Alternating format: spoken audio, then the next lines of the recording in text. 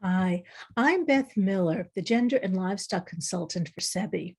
I'm a veterinarian who became interested in the connection between livestock and gender back in the 1990s when I worked for Heifer International.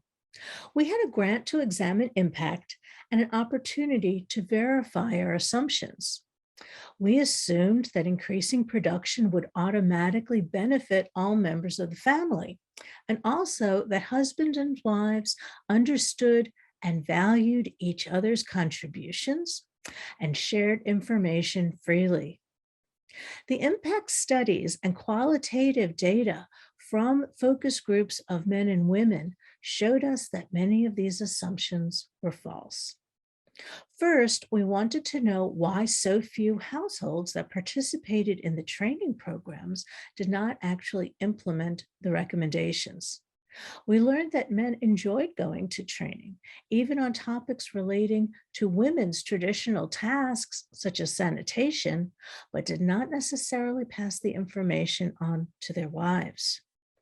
We learned that most livestock interventions increased women's workload, but men controlled the income without simultaneously recognizing or valuing women's contribution, so that livestock products or income were not necessarily used to improve child nutrition or ease women's heavy daily workload.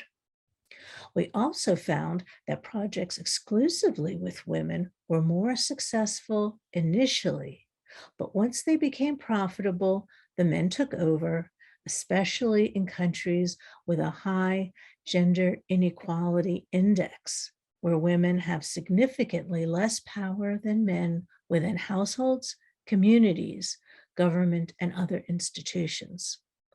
So we realized that farmer-facing projects needed intentional activities to help men appreciate women's contribution to the family and also to communicate more effectively so they did not unintentionally overload their wives with more work.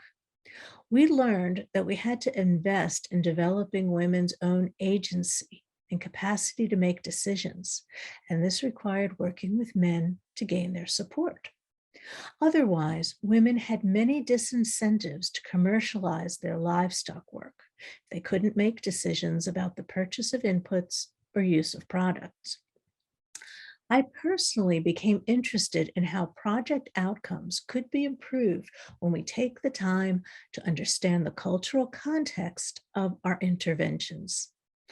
I invite you to join SEBI's upcoming learning events on gender and livestock to share our experiences, questions, and lessons learned, and to reflect on the Foundation's advice.